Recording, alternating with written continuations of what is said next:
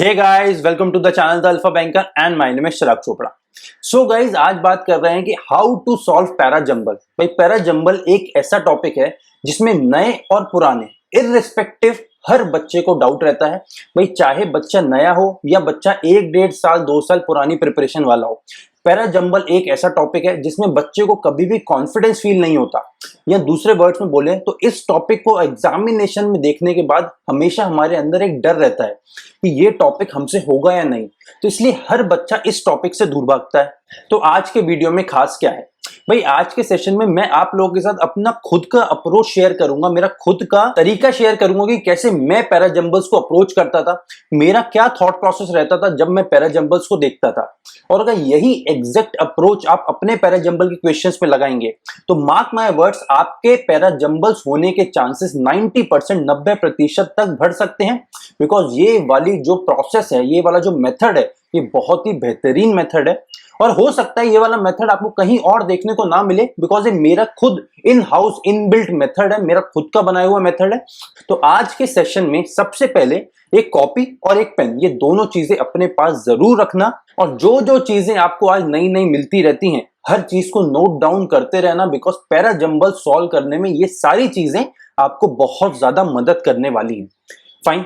अब गाइस, आगे बढ़ने से पहले एक और डिस्क्लेमर देना चाहता हूं।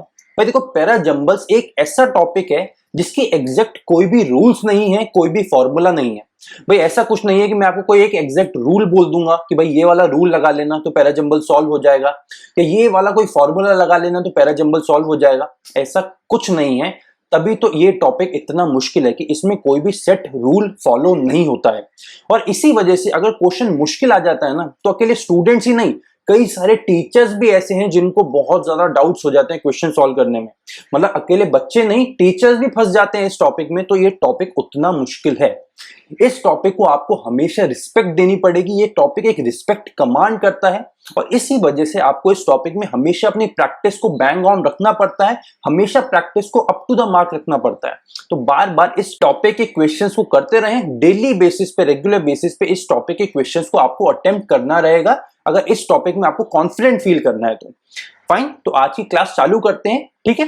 अब देखो भाई, मेरी जो सबसे पहली चीज रहती थी जो मैं पैरा जंबल में समझने की कोशिश करता था, भाई वो होता था पर्पस ऑफ पैरा जंबल। भाई पैरा जंबल बोलना क्या चाहता है। भाई देखो, पैरा जंबल का मतलब होता क्या है, पैरा जंबल होता क्या है। भाई देखो, अगर आपके सामने एक आज मैं एडिटोरियल रखूं हिंदू का, द हिंदू का, अगर मैं आज का भी एडिटोरियल रखूं तो भाई उसमें कुछ लाइंस होंगी, ऐसे लाइंस होंगे। पैरा जंबल में क्या करते हैं, इन्हीं लाइंस को और जंबल कर देते हैं। भाई एक लाइन को ऊपर, एक लाइन को नीचे, एक लाइन को ऊपर, एक लाइन को नीचे। अब बस आपको ये करना होता है, इनको वापस रीअरेंज करके एक कोहेरेंट पैसेज बनाना होता है, जिस एक पैसेज का कोई मतलब निकले। फाइन। अब वो मतलब निकालने से पहले जो वो जंबल लाइंस होती है ना, वो पढ़ के आपको एक पर्पस समझना पड़ेगा। फॉर एग्जाम्पल, अगर मैं आज बोलूं कि भाई महाराष्ट्र में रेनी सीजन में बारिश बहुत ज्यादा हो रही है इस बार, या महाराष्ट्र में कोरोना के केसेस बहुत ज्यादा आ रहे हैं, तो इसका अगर कोई एक पैरा जंबल बनेगा तो वो कैसे बनेगा। भाई ऊपर लिखा होगा भाई महाराष्ट्र में कोरोना के केसेस बहुत ज्यादा हैं, फिर नीचे लिखा होगा भाई WHO ने ऐसा बोला, फिर उसके नीचे लिखा होगा भाई और किसी बड़ी ऑर्गेनाइजेशन ने क्या बोला, भाई उसके नीचे लिखा होगा कि महाराष्ट्र गवर्नमेंट इस चीज के लिए क्या कर रही है, भाई कोरोना के केसेस कम करने के लिए या वो बाढ़ वाली स्थिति को बचाने के लिए महाराष्ट्र गवर्नमेंट क्या कर रही है। और उसके नीचे लिखा होगा भाई और क्या सोल्यूशन महाराष्ट्र गवर्नमेंट ले सकती है जो ऑथर को लगता है। तो ऐसा कुछ एक पैरा जंबल यहां बनेगा। एक पैरा जंबल इस सेंटेंस को पढ़ने के बाद हमें यह समझना पड़ेगा कि भाई इसका पर्पस क्या है। ये सारी लाइंस पढ़ने के बाद क्या मतलब निकलता है। भाई इनका क्या मतलब निकलता है कि भाई सबसे पहले यहाँ पे बाढ़ की स्थिति बन रही है, महाराष्ट्र गवर्नमेंट को जितने भी बड़े बड़े ऑर्गेनाइजेशंस वो ऐसा ऐसा बता रहे हैं, महाराष्ट्र गवर्नमेंट खुद क्या बोल रही है और ऑथर खुद क्या बोलना चाहता है। इन सब से मुझे एक पर्पस समझ आएगा, और जैसे ही मुझे पर्पस समझ आ जाएगा, मैं इन सबको कंबाइन करूंगा, क्लब करूंगा और एक कोहेरेंट पैसेज बना लूंगा। अब ऐसे ही मैंने अलग अलग 5 पर्पसेस आप लोगों के लिए बनाए हैं, जो मैंने खुद के अपने प्रिपरेशन डेज में बनाए थे। भाई ऐसे 5 पर्पस जिसमें हर टाइप का पैरा जंबल लैंड कर सकता है। मतलब ये वो 5 पर्पस है जिसमें दुनिया का चाहे कोई भी पैरा जंबल हो, इन 5 पर्पसेस में किसी एक में तो आएगा ही आएगा। फाइन, तो चालू करते हैं अपने पर्पस नंबर 1 से। भाई मेरा पर्पस नंबर 1 क्या है? When the purpose is to explain something, जब ऑथर कुछ एक्सप्लेन करना चाहता है। भाई देखो, जब भी ऑथर कुछ एक्सप्लेन करना चाहेगा, कोई एक नई चीज के बारे में बोलेगा, तो वो क्या बोलेगा? भाई पहले मोटा मोटा उस चीज के बारे में बताएगा। भाई फॉर एग्जांपल, अगर मैं आज आपको बोलूंगी भाई टेस्ला कोई नई कार लेके आ रहा है, तो भाई टेस्ला क्या बोलेगा? पहले कार के बारे में बताएगा, भाई नई कार लेके आ रहे हैं। फिर नीचे क्या बताएगा? भाई उसमें ऐसा ऐसा ये नए नए फीचर है। फिर उसके नीचे क्या बताएगा? भाई उसकी सेफ्टी फीचर्स कैसे हैं। फिर उसके नीचे उसके टायर कैसे हैं। फिर उसके नीचे और बहुत सारी स्पेसिफिकेशंस बताएगा। इसका मतलब पहले मोटा मोटा बताया जाता है जब कोई नए टॉपिक के बारे में बात होती है, उसके बाद उस टॉपिक को और ज्यादा एक्सप्लेन करा जाता है। मतलब अगर कोई एक ऑथर किसी नए टॉपिक को एक्सप्लेन करना चाहता है, तो क्या करेगा author? Author would start with a line that presents a general approach. एक मोटी मोटी बात बताएगा उस आइडिया के बारे में, और फिर प्रोग्रेस करेगा नैरोअर या और स्पेसिफिक रेफरेंस की तरफ, मतलब और स्पेसिफिक चीजों की तरफ बढ़ेगा। चालू करेगा बहुत मोटे मोटे टॉपिक से और फिर स्पेसिफिक चीजों की तरफ आगे बढ़ेगा जब भी ऑथर एक नई चीज को एक्सप्लेन करेगा। इस चीज को नोट डाउन कर लो, बहुत इंपॉर्टेंट पॉइंट है। ये बात हो गई मेरे पर्पस नंबर 1 की। अब बात करते हैं अपने पर्पस नंबर 2 की। भाई देखो, पर्पस नंबर 2 है when the purpose is to raise awareness. जब ऑथर आपके सामने एक अवेयरनेस रेज करना चाहता है, तो ऑथर क्या करेगा? भाई सबसे पहले यही तो करेगा, कंफ्यूजन या जो भी प्रॉब्लम है उसको लेके आएगा। भाई आपको इंफॉर्मेशन देगा कि भाई प्रॉब्लम एक्चुअली में क्या है, और उसके बाद हो सकता है वो प्रॉब्लम को और ज्यादा एक्सप्लेन करे, या एक और तरीका क्या है कि भाई प्रॉब्लम के बाद हो सकता है कि आपको सॉल्यूशन बता दे। जैसे अभी हमने बात करी थी कि भाई महाराष्ट्र गवर्नमेंट में हमें भाई ऐसा लगता है कि भाई बारिश के आसार बहुत ज्यादा हैं, तो नीचे हो सकता है ऑथर ये भी बताए भाई सरकार को ये भी करना चाहिए, इससे और ज्यादा अच्छा हो सकता है। इसका मतलब क्या है कि भाई जब भी अवेयरनेस रेज करना होगा ऑथर को, तो author would first present the information. सबसे पहले वो इंफॉर्मेशन देगा आपको, अवेयरनेस किस बारे में वो लेके आ रहा है, और उसके बाद वो क्या करेगा? डिटेल लेके आएगा। Then bring the issue and problem into focus. भाई सबसे पहले आपको ये बताएगा कि भाई बाढ़ जैसी स्थिति बन रही है, ऐसा हो रहा है, वैसा हो रहा है, और फिर एक्चुअली बताएगा कि भाई प्रॉब्लम क्या है। भाई हो सकता है सरकार अच्छे से काम ना कर रही हो, या हो सकता है लोग केयरलेसली काम कर रहे हो, तो प्रॉब्लम्स क्या हैं। तो सबसे पहले इंफॉर्मेशन आएगी और उसके बाद एक्चुअली में प्रॉब्लम को अच्छे से डीपली डिस्कस करा जाएगा। फाइन, तो ये हो गया मेरा पर्पस नंबर 2, जब भी ऑथर को अवेयरनेस रेज करना हो। अब पर्पस नंबर 3 क्या है मेरा? भाई मेरा पर्पस नंबर 3 है when the purpose is to raise anxiety और concern। जब एक कंसर्न रेज करना हो, मतलब एक डर की स्थिति पैदा करनी हो, जब ऑथर ये चाहता हो कि आप बहुत ज्यादा फोकस करो किसी चीज पे, आपके अंदर एक कंसर्न आए किसी चीज को लेके, तब ऑथर क्या करेगा? भाई तब ऑथर करेगा, the author would focus on the issue और problem in a manner that raises readers concern. भाई सबसे पहले वो ऐसे किसी तरीके में बात करेगा, भाई इतने एक कॉशियस तरीके से बात करेगा कि आपको ये लगेगा कि भाई ये तो बहुत ही भयानक स्थिति है, बहुत ही कॉन्शियस है, बहुत ही एंजाइटी वाली सिचुएशन में लेके जा रहा है आपको ऑथर, जिससे वो आपका फोकस ले पाए। इसलिए वो पहले ऐसे इंपॉर्टेंट बातें करेगा और उसके बाद फीचर्स बताएगा इशू के, that are the reasons for anxiety और योर कंसर्न। और उसके बाद भाई रीजंस बताएगा कि भाई क्या क्या रीजंस हो सकते हैं आपके एंजाइटी के या आपके कंसर्न के।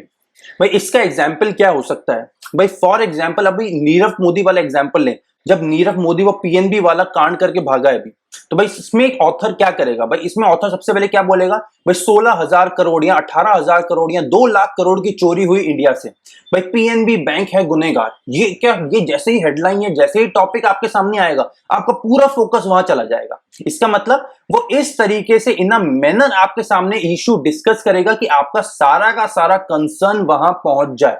भाई सबसे बड़ी चोरी आज तक की इंडिया में, ऐसी हेडलाइन लिखी होगी। इसका मतलब ऑथर आपका पूरा कंसर्न वहां चाहता है, उस टॉपिक पर चाहता है।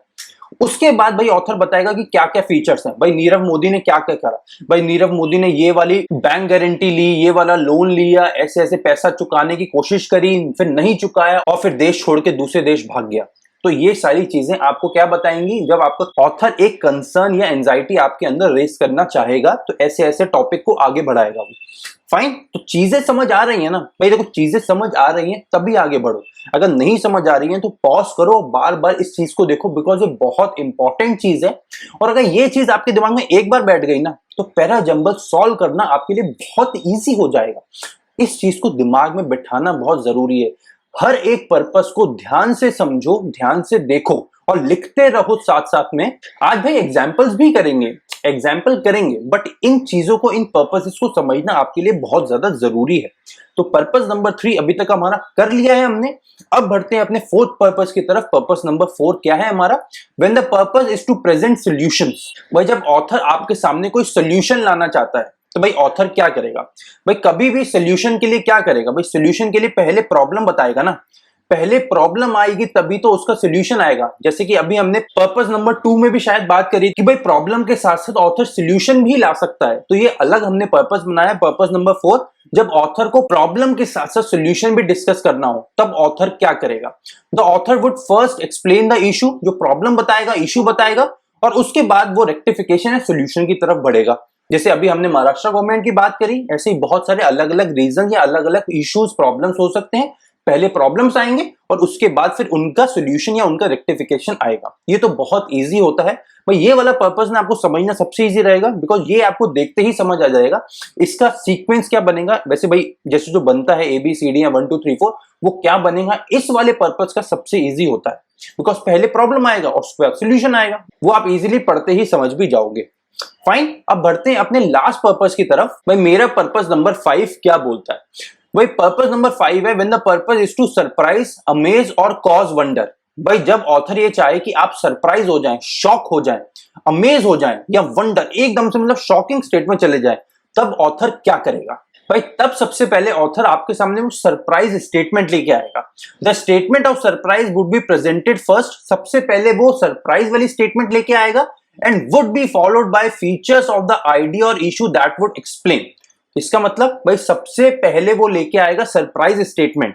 भाई अगर आपके सामने कोई सरप्राइज आता है, फॉर एग्जांपल कैसे बात करें, फॉर एग्जांपल अगर मैं एक YouTube चैनल की बात करता हूं, भाई अगर YouTube चैनल पे कोई एक गिव अवे की बात हो रही है, भाई अगर कोई बोल रहा है कि भाई आप लोगों को मैं iPhone 12 दूंगा, तो भाई सबसे पहले वो आपके सामने सरप्राइज लेके आएगा कि भाई आपको मिलेगा iPhone 12। आपका अटेंशन ग्रैब कर लेगा, भाई iPhone 12 भाई कहां मिल रहा है, जल्दी बताओ जल्दी बताओ। तो सबसे पहले वो आपको सरप्राइज स्टेटमेंट देगा, iPhone 12 गिव अवे। उसके बाद वो आपको बताएगा कि भाई एक्चुअली में फीचर क्या है। भाई आपको ये वाला सेशन देखना है, यहाँ वोटिंग करनी है, यहाँ कमेंट करना है, यहाँ लॉग इन करना है, जो भी ये सारे फीचर्स आएंगे, बट ये फीचर्स उसके नीचे वो बाद में बताते हैं, जिससे सबसे पहले वो आपका पूरा अटेंशन ले ले, सरप्राइज बता के आपका पूरा कॉन्सेंट्रेशन अपनी तरफ ग्रैब कर ले, और उसके बाद वो बताते हैं भाई एक्चुअली में फीचर्स क्या क्या होंगे उस सरप्राइज एलिमेंट में, या उसको आगे डिस्कस करने के लिए। फाइन, तो सरप्राइज एलिमेंट वाला टॉपिक एक अच्छा टॉपिक रहता है। क्यों? क्योंकि बिकॉज ये वाला जो एक सीक्वेंस बनता है ना, ये बहुत कम बच्चों को पता है, ये ज्यादा बच्चों को पता ही नहीं होता, इसलिए वो कंफ्यूज हो जाते हैं कि भाई पहले सरप्राइज आएगा, उसका डिस्क्रिप्शन आएगा, या पहले कुछ और आएगा। तो इस सीक्वेंस में बच्चे कंफ्यूज हो जाते हैं। तो भाई आपको अब कंफ्यूज नहीं होना है। जब भी कोई एक नई सरप्राइज एलिमेंट या अमेजमेंट या एक वंडर वाली चीज ऑथर लेके आता है, आपको क्या करना है, सबसे पहले वो सरप्राइज वाली चीज सबसे ऊपर आएगी, उसके बाद उसके स्पेसिफिकेशंस, भाई ऐसा क्यों है, ऐसा क्यों है, ऐसा ओहो ऐसा क्यों हो रहा है, ऐसा क्या हो रहा है, वो सब चीजें उसके नीचे आएंगी 1 बाय 1। फाइन, तो भाई यहाँ पे मैंने अभी तक आपके सामने 5 अलग अलग टाइप के पर्पसेस डिस्कस कर लिए हैं। आई एम प्रिटी श्योर कि आपने इन सबको नोट कर लिया होगा, बिकॉज ये बहुत ज्यादा इंपॉर्टेंट चीजें हैं आपके पैराजंबल्स को सॉल्व करने में। भाई पर्पसेस के साथ साथ और भी बहुत सारी चीजें हैं जो आपको पैराजंबल सॉल्व करने में मदद करेंगी। फॉर एग्जाम्पल भाई एक और चीज होती है, उसको बोला जाता है एब्रिविएशंस। छोटे में क्या बोला जाता है, इनको बोला जाता है शॉर्टकट, इजी लैंग्वेज में। इसका मतलब भाई शॉर्टकट क्या होते हैं? भाई अगर मैं बोलता हूं यूनाइटेड स्टेट्स ऑफ अमेरिका, तो भाई एक स्टेटमेंट में पूरा बड़ा बड़ा लिखा आया यूनाइटेड स्टेट्स ऑफ अमेरिका, वहीं नीचे वाले सेंटेंस में क्या लिखा आया? भाई नीचे वाले सेंटेंस में लिखा आया USA। तो इसमें आप क्या करोगे? भाई इसमें क्या सीक्वेंस बनेगा? सबसे पहले अगर किसी चीज का फुल फॉर्म लिखा होता है तो वो हमेशा ऊपर आता है, वो हमेशा पहले आता है, और शॉर्ट फॉर्म हमेशा बाद में आता है। समझे? तो इसका और क्या एग्जाम्पल हो सकता है? भाई अगर और किसी एग्जाम्पल की बात करें हम, तो फॉर एग्जाम्पल यूरोपियन यूनियन। भाई देखो कहीं पे अगर ऊपर लिखा है यूरोपियन यूनियन और फिर नीचे लिखा है EU, तो आप क्या करोगे? भाई पहले आएगा यूरोपियन यूनियन फुल, और उसके बाद आएगा उसका शॉर्टकट। इसका और क्या हो सकता है? भाई ये वाली चीज ना नेम्स में भी यूज होती है। भाई फॉर एग्जाम्पल मैं बोलूं भाई चिराग चोपड़ा, भाई ऊपर लिखा होगा चिराग चोपड़ा फुल, भाई चिराग चोपड़ा ऐसा फुल ऊपर लिखा होगा, और नीचे लिखा हो सकता है भाई मिस्टर चोपड़ा, नीचे लिखा होगा मिस्टर चोपड़ा। तो आप पहले क्या यूज करोगे? भाई पहले आप लोगे मेरा फुल नेम, किसी का भी फुल नेम आता है ऊपर और उसके बाद आएगा उसका हाफ नेम, मिस्टर लिखा हो, मिसेज लिखा हो, मिस लिखा हो, मास्टर लिखा हो, वो आएगा नीचे। फुल चीज हमेशा ऊपर आती है, हमेशा पहले आती है, बिकॉज वो टॉपिक को और ज्यादा एक्सप्लेन करती है। और उसके बाद जो हाफ नेम्स होते हैं, शॉर्ट नेम्स होते हैं, वो उसके नीचे आते हैं। एब्रीविएशंस का ऐसा कुछ फंडा रहता है, इजी फंडा है। ये आपको लिखना है तो आप लिख भी सकते हैं, वैसे ये याद रखना भी इजी है, तो लिखने की ज्यादा जरूरत भी नहीं है। फाइन। सेकेंड चीज क्या हो सकती है भाई? सेकेंड चीज है नाउन्स और प्रोनाउंस। भाई देखो, नाउन और प्रोनाउन बहुत इजी चीज है, ये आपको यहीं से समझा देता हूं। भाई अगर किसी चीज के बारे में लिखा है, for example that Chirag Chopra teaches on the alpha banker. Chirag Chopra full name मेरा, teaches on the alpha banker, ठीक है। और नीचे लिखा है he teaches all the subject, he teaches all the subject. तो ही किसके लिए है? ही पहली बात क्या है भाई? ही चिराग चोपड़ा का एक प्रोनाउन है, ही चिराग चोपड़ा का एक प्रोनाउन है। तो यहां पे क्या होगा भाई? नाउन पहले आएगा, किसी का भी फुल नेम पहले आएगा और उसके बाद उसका प्रोनाउन बाद में आएगा। समझ आई बात? यहां पे चिराग चोपड़ा फुल नेम था, वो पहले आया, उसके बाद ही, शी, इट, दे, दीज कुछ भी होगा तो वो बाद में आ जाएगा। ये इजी चीज है। अब देखो ये एग्जैक्टली क्या बोलूं आपको, ये कॉन्क्रीट नहीं है भाई। कई बार हो सकता है कि आपके सेंटेंसेस प्रोनाउन से भी चालू हो सकते हैं। भाई अगर किसी सेंटेंस में नाउन है ही नहीं तो भाई वहां पे तो आपको प्रोनाउन से चालू करना ही पड़ेगा ना। बट अगर किसी सेंटेंस में नाउन और प्रोनाउन दोनों है तो भाई पहले नाउन आएगा और उसके बाद कॉन्सिक्वेंटली फिर आएगा प्रोनाउन। ये वाली चीज आपको समझ आ गई होगी। नेक्स्ट क्या है भाई? नेक्स्ट है आर्टिकल्स। भाई आर्टिकल्स क्या होते हैं? भाई आर्टिकल्स होते हैं आपके ए, एन और द। अब इन तीन आर्टिकल्स में आपको क्या समझना है भाई? देखो, ए और एन होते हैं इनडेफिनिट आर्टिकल्स और द होता है डेफिनेट आर्टिकल। भाई द हम बहुत स्पेसिफिक चीजों के साथ यूज करते हैं, वही ए और एन हम इररिस्पेक्टिव किसी के भी साथ यूज कर सकते हैं। तो भाई देखो, एक ना इंग्लिश का एक छोटा सा रूल है कि आप जब भी किसी मोटे मोटे टॉपिक की बात करते हो ना तो आप हमेशा इनडेफिनेट आर्टिकल यूज करते हो, और जब किसी स्पेसिफिक चीज की बात करते हो तब आप डेफिनेट आर्टिकल की तरफ जाते हो, ठीक है। और अभी हमने पैराजंबल में बार बार देखा कि भाई हम कई बार मोटे मोटे टॉपिक को ऊपर डिस्कस करते हैं और उसके बाद उसकी स्पेसिफिकेशंस को डिस्कस करते हैं। मोस्ट ऑफ द टाइम्स यही होता है। तो इसका मतलब पहले हम इनडेफिनेट आर्टिकल यूज करते हैं। भाई ए और एन वाले सेंटेंसेस जो ए और एन से स्टार्ट हो रहे हैं वो मोस्ट ऑफ द टाइम हो सकता है आपका पहला सेंटेंस बने, और द वाला sentence most of the time हो सकता है आपके ए और एन वाले सेंटेंस के बाद में आए। अब ये भी एक कॉन्क्रीट चीज नहीं है भाई। कई बार हो सकता है कि सेंटेंस हो सकता है आपका द से ही चालू हो जाए पैराजंबल का, बट अगर ए, एन और द सब है तो आप एक बार ए और एन को पहले वाले सेंटेंसेस में रखने की कोशिश करो। मोस्ट ऑफ द टाइम आपकी ये वाली ट्रिक काम कर जाएगी कि ए और एन वाला पहला या दूसरा टॉपिक में से एक हो जाएगा और वही द वाला जो सेंटेंस है वो नीचे वाले किसी सेंटेंस में से एक होगा। एक छोटा सा पॉइंट है, दिमाग में इसको भी रखना। और क्या हो सकता है? एक और इंपॉर्टेंट चीज है, उसको बोला जाता है क्रोनोलॉजी। क्रोनोलॉजी का मतलब क्या होता है भाई? क्रोनोलॉजी एक बहुत फेमस वर्ड हो चुका है। जब अमित शाह ने जब से बोला है कि सर आप क्रोनोलॉजी समझिए, ये एक बहुत बड़ा मीम बन गया है। तो आई एम प्रीटी श्योर कि अब आप लोगों को पता होगा कि क्रोनोलॉजी का मतलब क्या होता है। भाई क्रोनोलॉजी का मतलब होता है समय क्रम, भाई किस सीक्वेंस में चीजें चल रही हैं। तो भाई जैसे ही आपको समझ आ जाएगा सीक्वेंस में बात हो रही है किसी चीज की। भाई अगर मैं बात करूं साइंस में, अगर कोई साइंस स्टूडेंट होगा तो समझ जाएगा। भाई देखो, पहले एक छोटा सा माइक्रो बैक्टीरिया होता है, फिर उसके बाद वो अमीबा बनता है, फिर उसके बाद वो बाद में भाई अलग अलग दो पार्ट्स लेता है और फिर वो अलग अलग दो पार्ट्स में डिवाइड हो जाता है। ये उसका एक समय क्रम है कि भाई वो कैसे डेवलप करता है। पहले वो छोटा सा होता है, इतना सा, फिर वो बड़ा होता है, फिर वो दो पार्ट्स में खुद को डिवाइड करता है और फिर वो दो पार्ट्स अलग अलग हो जाते हैं। तो मतलब ये एक सीक्वेंस है माइक्रोबैक्टीरिया के डेवलपमेंट का। तो अगर इस टॉपिक पे आपके सामने पैराजंबल आता है तो भाई आपको क्या करना है? एक सीक्वेंस में चीजों को लेके जाना है और वही सीक्वेंस आपका आंसर बन जाएगा। ये बहुत इजी होता है और मोस्ट ऑफ द टाइम अगर क्रोनोलॉजी वाला पैराजंबल आपके सामने आया ना तो आप उसको जल्दी ही सॉल्व कर लोगे, बिकॉज आपके दिमाग में तभी स्ट्राइक कर जाता है कि अरे इसका तो एक सीक्वेंस बनाना है मुझे और वही सीक्वेंस में आपको चलना भी है। तो क्रोनोलॉजी एक और चीज रहती है। मतलब टोटल 4 चीजें जो हमने आफ्टर पर्पसेस डिस्कस करी वो क्या क्या है? एब्रिविएशन, शॉर्टकट्स, नाउन प्रोनाउन, वही जो मैंने आपको बताया चिराग चोपड़ा और ही वाला एग्जांपल देके, आर्टिकल्स ए, एन और दा वाला, और क्रोनोलॉजी मतलब समय क्रम। ये टोटल 4 चीजें हैं जो हमें पर्पसेस के बाद और देखनी है। फाइन। और क्या हो सकता है भाई? और एक और इंपॉर्टेंट चीज होती है जो पैराजंबल्स में, उसको बोला जाता है कनेक्टर। तो भाई कनेक्टर्स क्या होते हैं? भाई जो किसी दो सेंटेंस को कनेक्ट करें।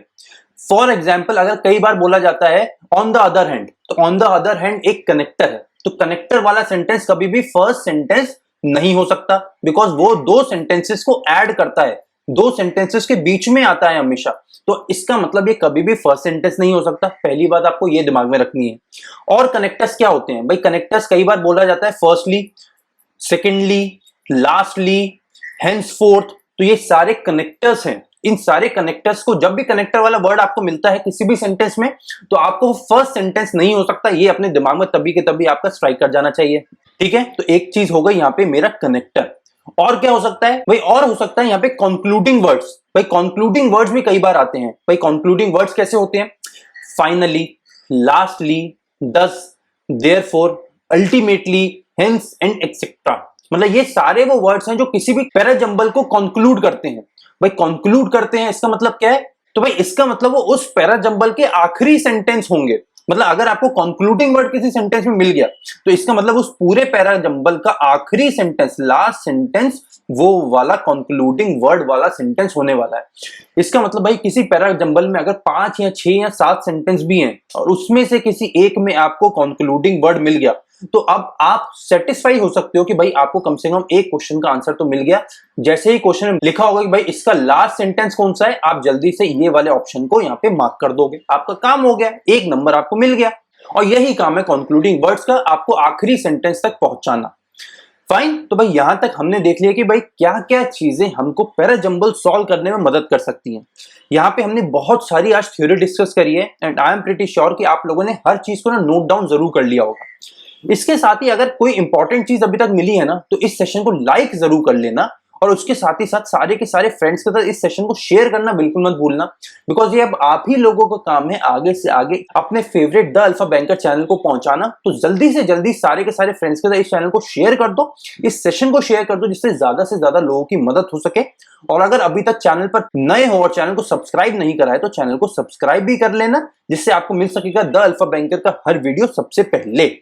फाइन भाई, यहां तक बात हो गई हर थ्योरी की, हर वो चीज की जो हमें पैराजंबल सॉल्व करने में मदद कर सकती है। अब डायरेक्टली चलते हैं अपने क्वेश्चंस की तरफ। अब मैं खुद को उठाकर यहां पे ले आता हूं, जिससे हमें क्वेश्चन सॉल्व करने में आसानी होगी। एक एक करके सारे क्वेश्चन को सॉल्व करेंगे और देखेंगे भाई क्वेश्चंस को हमें किस तरीके से अप्रोच करना है, कैसे हमें कनेक्टर्स, पर्पस या जितनी भी अभी तक हमने चीजें लिखी हैं या समझी हैं, कैसे इंप्लीमेंट करेंगे उन सारी चीजों को। फाइन, तो भाई मैं पहले पैराजंबल से पढ़ते हैं अपने सेट नंबर 1 से। फाइन भाई, सबसे पहले पढ़ लो ऊपर के डिटेल्स क्या दिए हैं। Rearrange the following sentences in the proper sequence to form a meaningful paragraph, then answer the following questions. Fine भाई, सारे सेंटेंसेस को एक एक करके रीड कर लेते हैं। ए पढ़ो, because the story is in dying. Because the story is in dying. भाई सबसे पहला वर्ड क्या है? बिकॉज। तो क्या ये फर्स्ट सेंटेंस हो सकता है? बिल्कुल नहीं हो सकता। फर्स्ट सेंटेंस ए तो नहीं हो सकता। अगला देखो, चंदा coachers current term as ICICI Bank CEO runs till March 31, 2019। मार्च 31, 2019 तक चंदा कोचर का करंट टर्म चलना था एज ICICI बैंक सीईओ। अब देखो यहाँ पे ना आपके सामने बहुत सारे नाउन्स आ गए। भाई सबसे पहले आ गया चंदा कोचर, अगला क्या आ गया? ICICI बैंक, अगला क्या आ गया? सीईओ। भाई 3 अलग अलग कैरेक्टरिस्टिक्स आ गए आपके सामने, चंदा कोचर, ICICI बैंक और उसका सीईओ। तो ये पहला सेंटेंस बनने का बहुत अच्छा दावेदार है, बिकॉज यहाँ पे हमें बहुत सारी चीजें इंट्रोड्यूस करते हुए दिख रही हैं। भाई चंदा कोचर वो क्या है? सीईओ है। किस बैंक की है? आईसीआईसीआई बैंक की है। तो ये बहुत सारी चीजें हमें इस सेंटेंस में क्लियर हो रही हैं। तो ये पहला सेंटेंस अपना फर्स्ट सेंटेंस बनने का बहुत अच्छा दावेदार है। आगे पढ़ते हैं sentence C. That means a blue chip business brand, a stock market listed major bank will have to ride out 300+ daily news cycles when investigators and investors will both be asking questions। भाई ये बोल रहा है कि एक blue chip business brand ICICI bank एक बहुत बड़ा बैंक है, और इंडिया के जितने भी बड़े कंपनीज हैं उनको बोला जाता है ब्लू चिप ब्रांड्स या ब्लू चिप कंपनीज। और इसी के साथ साथ स्टॉक मार्केट में लिस्टेड भी है ये वाला बैंक। तो बोला जा रहा है that means blue chip brand जो ये है और stock market listed bank will have to ride out, इसको टोटल 300+ डेली न्यूज साइकिल से गुजरना पड़ेगा, जहां पे इन्वेस्टिगेटर और इन्वेस्टर दोनों इससे क्वेश्चंस पूछेंगे। यहां पे बोला सेंटेंस सी में, बट किस बारे में पूछेंगे, क्यों पूछेंगे, ये अभी तक हमें नहीं बताया गया। इसका मतलब भाई ये वाला सेंटेंस भी हमारा पहला सेंटेंस नहीं हो सकता, और इससे पहले कुछ ना कुछ क्वेश्चन वाली चीज तो हमें बताई जाएगी, एक्सप्लेन करी जाएगी कि भाई एक्चुअली में हम क्वेश्चंस को क्यों पूछेंगे इनसे। समझे? तो मतलब सेंटेंस सी से पहले एक और सेंटेंस होगा जो ये दोनों सेंटेंस साथ में आएंगे। आगे पढ़ो sentence D. That the ICICI board initially cleared Kochar and issued public statement of stout support for the CEO are seemingly less relevant every day। भाई इसका मतलब क्या है कि भाई आईसीआईसीआई बोर्ड ने जो इनिशियली चंदा कोचर को क्लियर कर दिया था और एक पब्लिक स्टेटमेंट इशू करा था ऑफ स्टाउट सपोर्ट, बहुत स्ट्रॉन्ग सपोर्ट का सीईओ के लिए, are seemingly less relevant every day, वो बहुत ज्यादा कम रेलेवेंट होते जा रहे हैं दिन बर दिन। ओके आगे पढ़ो sentence E. It is evolving into new life forms every 2-3 days.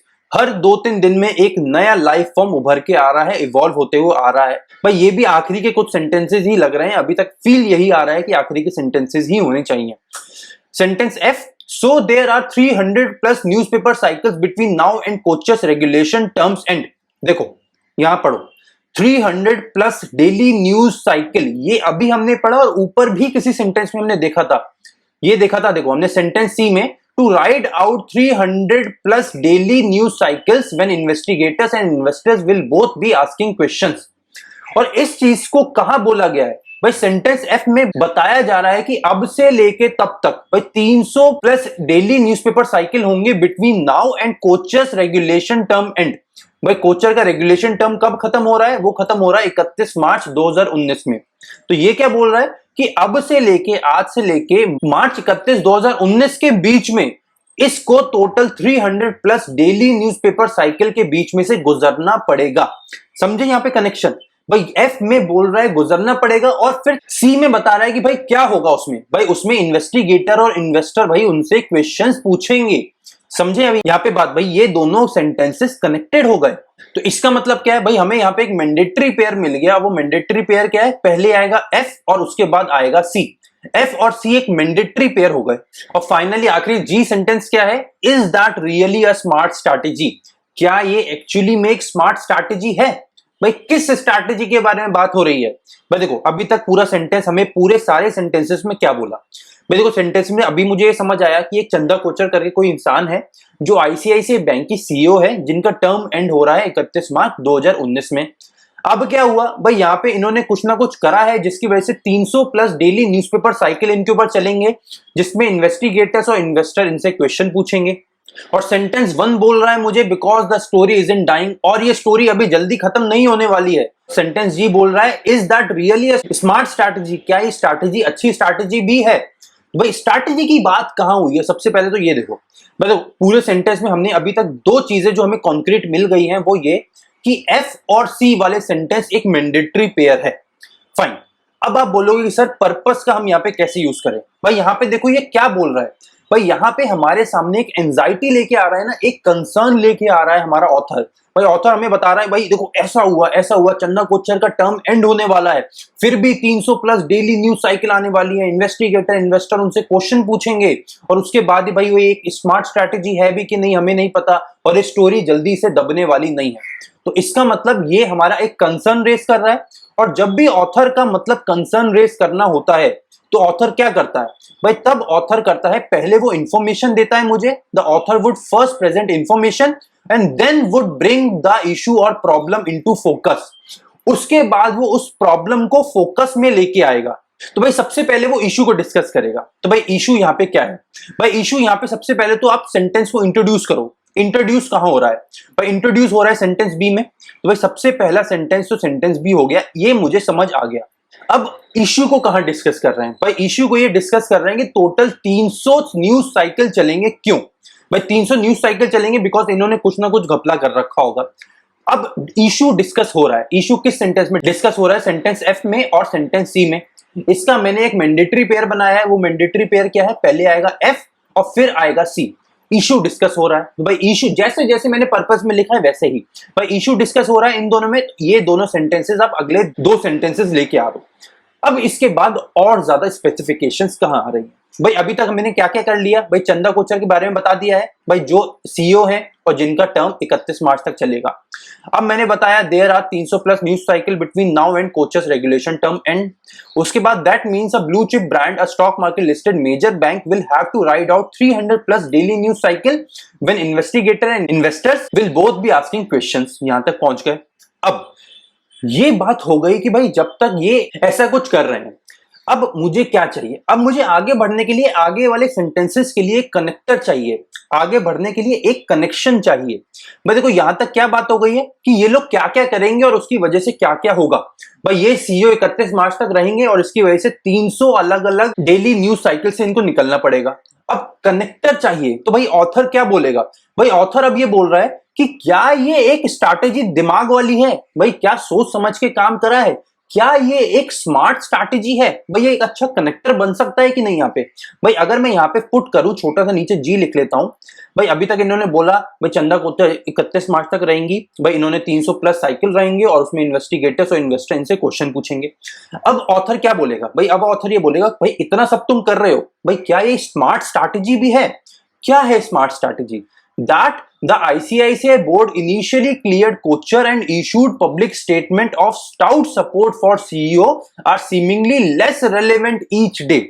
समझे यहाँ पे? भाई ऑथर बोल रहा है क्या ये स्मार्ट स्ट्रैटेजी है, और आगे फिर उस स्ट्रैटेजी को एक्सप्लेन कर रहा है। जो अभी तक हमने एंजाइटी वाले में पढ़ा था कि पहले वो इंफॉर्मेशन देगा और उसके बाद अपनी एंजाइटी को और ज्यादा आगे डिस्कस करेगा। तो भाई यहाँ पे आ गया मेरा कनेक्टर। ऑथर बोल रहा है कि क्या ये पूरी स्ट्रैटेजी की स्मार्ट स्ट्रैटेजी है, और वो स्ट्रैटेजी क्या है? वो स्ट्रैटेजी डिस्कस हो रही है मेरी सेंटेंस डी में, that the ICICI board initially cleared Kochhar, और उसके लिए एक स्ट्रॉन्ग स्टेटमेंट दिया उसके सपोर्ट में, और वो जो स्टेटमेंट दिया है वो हर दिन पर दिन सीमिंगली लेस रिलेवेंट होता जा रहा है। तो भाई अभी तक हमने किन किन सेंटेंसेस को यूज कर लिया? सेंटेंस बी यूज हो गया, एफ यूज हो गया, सी यूज हो गया, जी यूज हो गया और डी यूज हो गया। अब बस दो ही सेंटेंस बचे हैं, सेंटेंस ए और सेंटेंस ई। सेंटेंस ए बोल रहा है because the story is in dying, और सेंटेंस ई बोल रहा है it is evolving into new forms every 2-3 days. अब इन दोनों में से पहला कौन सा आएगा और आखिरी कौन सा आएगा? मैं देखो अब मुझे सेंटेंस डी और अगले सेंटेंस को कनेक्ट करना है। भाई सेंटेंस डी में आखिरी में क्या बोल रहा है कि भाई जो सीईओ है, जो उनका सपोर्ट है सीईओ को लेके, वो हर दिन पर दिन लेस रेलेवेंट होता जा रहा है। सेंटेंस डी ये बोल रहा है। उसके बाद क्या कनेक्शन क्या बैठेगा? ऐसा क्यों हो रहा है? Because the story is in dying, ये स्टोरी खत्म नहीं हो रही है, ये स्टोरी खत्म नहीं हो रही है। और आखिरी सेंटेंस क्या हो गया? It is evolving into new life forms every 2-3 days. भाई स्टोरी खत्म नहीं हो रही है और वो हर 2-3 दिन बाद एक नए फॉर्म में हमारे सामने आ जाती है। तो इसका मतलब आखिरी के दो सेंटेंसेस क्या हो गए? सेंटेंस ए एंड सेंटेंस ई। पूरा सीक्वेंस क्या बना?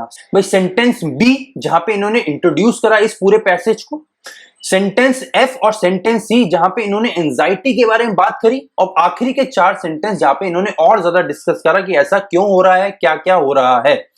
सारा सेंटेंस समझ आया? हमने जैसा जैसा हमें पर्पस वाले सेंटेंस ने बोला, जो हमने ऊपर पर्पस की बात करी, वैसा वैसा हम करते गए और हमारे सामने एक सीक्वेंस बन गया BFCGDAE। अब भाई आप मुझे बताओ कि आपका क्या सेंटेंस बना, आपने क्या सीक्वेंस बनाया। भाई देखो ये इसका सोल्यूशन है। भाई यहाँ पे वीडियो को पॉज कर लो, सोल्यूशन का स्क्रीनशॉट ले लो, और आगे अगर समझ नहीं आया है तो एक दो बार और पढ़ोगे, पर्पस को पढ़ोगे, इस सेंटेंस को पढ़ोगे, तो आई एम प्रीटी श्योर कि चीजें और ज्यादा क्लियर आउट आपको हो जाएंगी। फाइन, अगले क्वेश्चन की तरफ चलें। भाई अपना सेट नंबर 2 देखते हैं। भाई ये रहा हमारे सामने सेट नंबर 2। भाई देखो सेंटेंस पढ़ो। The government is right to investigate all shell companies that anonymize transactions or have no apparent operational business. Sentence B. Preliminary action should be followed by a speedy and time-bound investigation to separate wrongdoers from the rest. Owners of shell companies name their cooks and chauffeurs as board directors to obscure ownership. ये sentence जी भी यहाँ पे आ गया। एक second, sentence जी को यहाँ से हटा लेते हैं, कंट्रोल एक्स। सेंटेंस जी नीचे आना चाहिए, यहाँ पे आ जाएगा, ये आ गया सेंटेंस जी। भाई सेंटेंस डी पढ़ते हैं। Detection of shell companies entails intelligence gathering, data mining and information sharing among enforcement agencies. Sentence E, their purpose might be to launder money or not. F, however, common director investigation number DIN in multiple companies or companies with the same address will not suffice to track the ultimate beneficiary. और sentence G है, the need is to mandate companies to declare their beneficial owners. तो भाई अभी तक मुझे क्या समझ आया सारे सेंटेंस पढ़ने के बाद कि भाई कोई एक DIN नंबर होता है, डायरेक्टर आइडेंटिफिकेशन नंबर। फाइन, और क्या समझ आया? भाई समझ आया कि जो गवर्नमेंट है ना वो इन्वेस्टिगेट कर रही है शेल कंपनीज को जो एनोनिमाइज करते हैं ट्रांजैक्शन को या जिनका कोई भी अपेरेंट ऑपरेशनल बिजनेस होता ही नहीं है। मतलब सरकार क्या कर रही है, इन्वेस्टिगेट कर रही है शेल कंपनीज को जो एक ऐसा काम करते हैं जो काम होता ही नहीं है, मतलब ऑपरेशनल बिजनेस भी नहीं है, कोई ट्रांजैक्शन भी नहीं है, बस एक कंपनी बना देते हैं। अब शेल कंपनी क्या होती है भाई, ऐसी कंपनी होती है जिनके ओनर होते हैं बावर्ची या शॉफर। शॉफर मतलब होता है ड्राइवर। भाई जो लोग होते हैं ना वो अपने बावर्ची को या अपने ड्राइवर को उसका डायरेक्टर बना देते हैं टू ऑब्सक्योर ओनरशिप, अपनी ओनरशिप, अपनी खुद की ओनरशिप को छुपाने के लिए। और इस पर अलग अलग एनफोर्समेंट एजेंसीज लगे हुए हैं जो भाई डेटा माइनिंग करते हैं, इंटेलिजेंस गैदरिंग करते हैं। और भाई ऐसा बोल रहे हैं कि सारी कंपनीज ऐसी नहीं है भाई, हो सकता है कि वो मनी लॉन्ड्रिंग करना चाहते भी हो या नहीं भी करना चाहते हो, बट स्टिल प्रिलिमिनरी एक्शन सबके ऊपर लेना चाहिए जिससे सेपरेट कर सके रॉन्ग डूअर्स को बाकी बचे हुए लोगों से। समझ आ गया ना सेंटेंस पूरा, फील समझ आ गई कि भाई सरकार लोगों के पीछे लग गई है, शेल कंपनीज के पीछे लग गई है, बिकॉज ये अपने बावर्ची को या अपने ड्राइवर्स को कंपनी के बोर्ड और डायरेक्टर में डाल देते हैं, जबकि ये खुद ओनरशिप इनके पास होती है। पर ये ऐसा काम करते हैं जो ना कोई ट्रांजैक्शन होता है ना कोई ऑपरेशनल बिजनेस होता है, बस ये काम करते रहते हैं। और अब इनके बीच में एनफोर्समेंट एजेंसीज लग गई हैं। इतना मुझे मोटा मोटा समझ आ गया। अब मुझे क्या करना है भाई, सबसे पहले मुझे समझना है कि इसका पर्पस क्या है। मैं देखो इसका पूरा पर्पस जो अभी तक मुझे समझ आ रहा है वो ये है कि किसी नई चीज को यहाँ पे एक्सप्लेन कर रहे हैं। भाई पहले तो इन्होंने एक्सप्लेन करा कि शेल कंपनीज क्या होती हैं, फिर उसके बाद नीचे एक्सप्लेन कर रहे हैं कि डायरेक्टर आइडेंटिफिकेशन नंबर DIN क्या होता है, क्यों ये मल्टीपल कंपनी में या कंपनीज विद सेम एड्रेस में इतनी मदद नहीं कर सकता। और फिर लिखा है कि भाई एनफोर्समेंट एजेंसीज लोगों के पीछे लगी हैं, बावर्ची और ड्राइवर को जो ओनर बना रहे हैं। मतलब ये कुछ नई चीज को, एक नए टॉपिक को यहाँ पे एक्सप्लेन कर रहा है। तो भाई एक्सप्लेन करने वाले पर्पस की तरफ चलते हैं। भाई एक्सप्लेन करने वाला पर्पस हमारा था पर्पस नंबर 1। तो भाई पर्पस नंबर 1 मेरा क्या कह रहा था, when the purpose is to explain something, तो ऑथर क्या करता है, सबसे पहले स्टार्ट करेगा जो मोटे मोटे जर्नल आइडिया से और उसके बाद नैरो डाउन करता जाएगा भाई और स्पेसिफिक चीजों की तरफ। फाइन, तो सबसे पहले इंट्रोड्यूस करने वाला टॉपिक देखो। तो भाई इंट्रोड्यूस कहां हो रहा है, तो भाई इंट्रोड्यूस तो वही होगा ना जब हमें ये पता चलेगा कि हो क्या रहा है। तो भाई हो क्या रहा है, भाई हो सबसे पहले ये रहा है कि गवर्नमेंट राइट है इन्वेस्टिगेट करने में शेल कंपनीज को जो एनोनिमाइज करते हैं ट्रांजैक्शंस को या जिनका कोई अपेरेंट ऑपरेशनल बिजनेस ही नहीं होता। इसका मतलब मेरा सेंटेंस 1 क्या हो गया, पहला सेंटेंस इंट्रोडक्टरी सेंटेंस क्या हो गया, सेंटेंस ए। भाई कितने सेंटेंस है टोटल, 1 2 3 4 5 6 7, तो दो बना लेते हैं, 1 2 3 4 5 6 7, 7 अलग अलग भाई हमने लाइंस बना दिए। समझ आया ना भाई, इंट्रोड्यूस करने वाला यहां नया एक्सप्लेन कर रहा है किसी टॉपिक को, तो इंट्रोडक्टरी टॉपिक पहला आ गया। नेक्स्ट क्या आएगा, अब लिंकेजेस बनाते रहो। भाई देखो पहला आ गया, government is right to investigate shell companies that anonymise transactions और have no apparent operational business. भाई सरकार तो सारी शेल कंपनीज के पीछे लग गई है। अब भाई कुछ शेल कंपनीज ऐसी हैं इसमें से जो भाई मनी लॉन्ड्रिंग करना चाहती हैं, बट कुछ कंपनीज ऐसी भी हैं जो मनी लॉन्ड्रिंग नहीं करना चाहती हैं।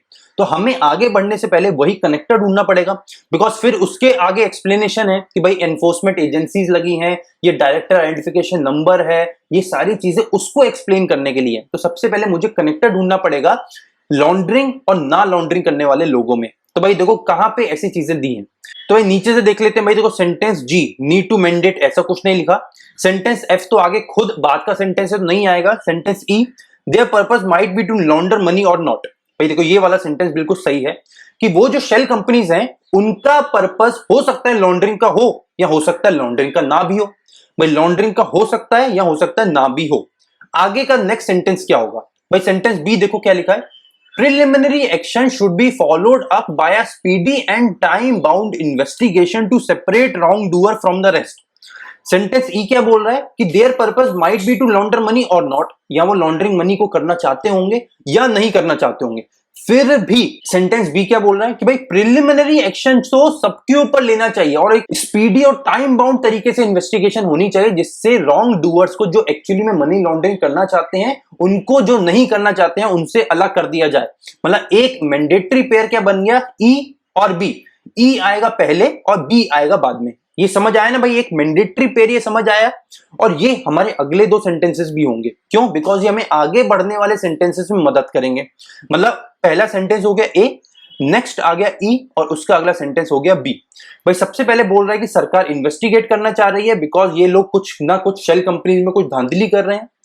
सेंटेंस ई बोल रहा है कि हो सकता है धांधली का मकसद हो या हो सकता है ना भी हो। फिर सेंटेंस बी बोल रहा है, भाई वो ऐसा बोल रहा है कि भाई सबके ऊपर इन्वेस्टिगेशन करो, चाहे करना हो ऐसी कोई धांधली मनी लॉन्ड्रिंग या ना भी करना हो।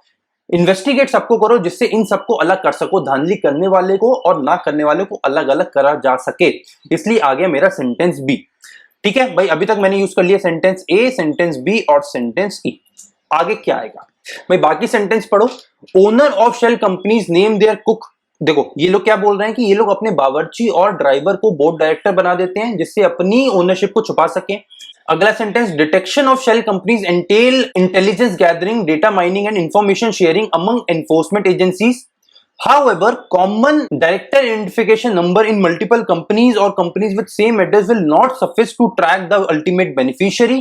The need is to mandate companies to declare their beneficial owners. तो भाई अभी तक हमने क्या बताया भाई, अभी तक हमने ये बात करी कि भाई इन्वेस्टिगेशन सबके ऊपर होना चाहिए। इन्वेस्टिगेशन तो सबके ऊपर होना चाहिए, पर इन्वेस्टिगेशन होगा कैसे, और एक्सप्लेन करो इस चीज को। इन्वेस्टिगेशन होगा कैसे भाई, इन्वेस्टिगेशन होगा जब और ज्यादा डेटा हमारे पास आएगा, और ज्यादा इंफॉर्मेशन लोगों के पास आएगी, और ज्यादा इंफॉर्मेशन सरकार के पास आएगी। वो कहां से आएगी भाई, वो आएगी एनफोर्समेंट एजेंसी से। एनफोर्समेंट एजेंसी वाला भाई सेंटेंस पकड़ो यहाँ पे भाई, सेंटेंस कौन सा है, sentence D. Detection of shell companies entails intelligence gathering, data mining and information sharing among enforcement agencies. हमने अभी क्या बोला कि और ज्यादा एक्सप्लेन करना पड़ेगा भाई। पर्पस वन जो अभी हमने देखा कि भाई किसी नई चीज को जब एक्सप्लेन करते हैं तो पहले मोटा मोटा बोलते हैं, फिर और ज्यादा एक्सप्लेन करते हैं। तो अभी तक हमने क्या बात करी कि भाई वो लोग पकड़ रहे हैं, पर कैसे पकड़ रहे हैं, वो पकड़ेंगे एनफोर्समेंट एजेंसीज की मदद से। इसका मतलब और ज्यादा इंटेलिजेंस गैदरिंग होनी पड़ेगी, डेटा माइनिंग होनी पड़ेगी और इंफॉर्मेशन शेयरिंग होनी पड़ेगी, जिससे एनफोर्समेंट एजेंसीज के पास और ज्यादा डेटा आ सके। इस डेटा से इन्हें क्या समझ आएगा भाई, ये डेटा जब इनके पास आएगा तो इन्हें क्या समझ आया भाई, इन्हें ये समझ आया कि भाई बहुत सारे बावर्ची और ड्राइवर ऐसे हैं जिनको लोगों ने अपनी कंपनी का ओनर बना रखा है। समझे ना भाई, सीक्वेंस समझ रहे हो भाई। पहले हमें बोला कि भाई सरकार के पास इन्वेस्टिगेशन करने के लिए इंफॉर्मेशन आनी चाहिए। कहां से आएगी, वो आएगी इन्फोर्समेंट एजेंसीज से। वो intelligence gathering, data mining, information sharing करेंगे, उससे आएगी इंफॉर्मेशन। और उस इंफॉर्मेशन में मेरे सामने क्या आएगा कि भाई बहुत सारे ड्राइवर्स और शॉफर्स को ये लोग अपनी कंपनी के ओनर्स डिक्लेयर करते जा रहे हैं। फाइन। और इससे क्या होगा भाई, इससे ये होगा however common DIN director identification number multiple companies या companies will same address will not suffice to track ultimate beneficiary.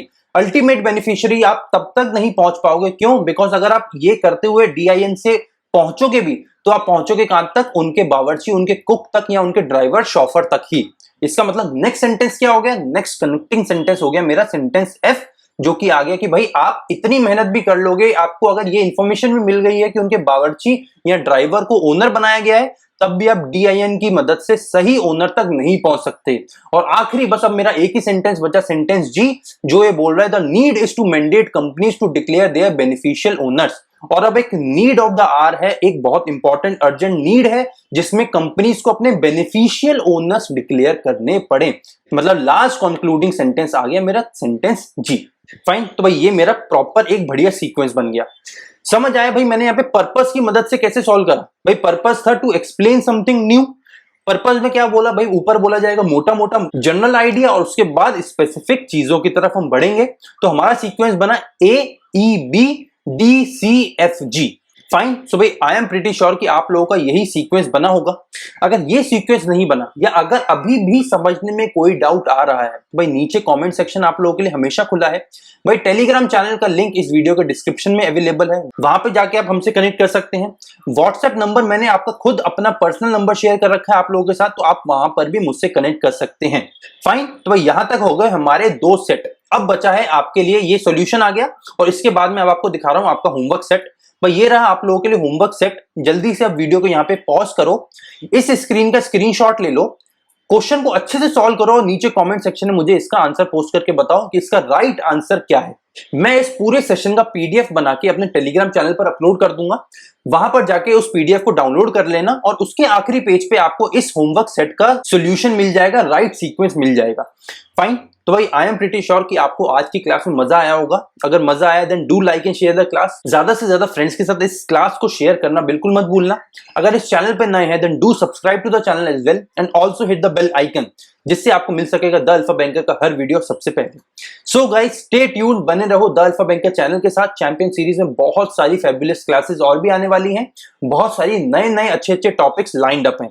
So guys see you in the next session. Signing off, my name is Chirag Chopra.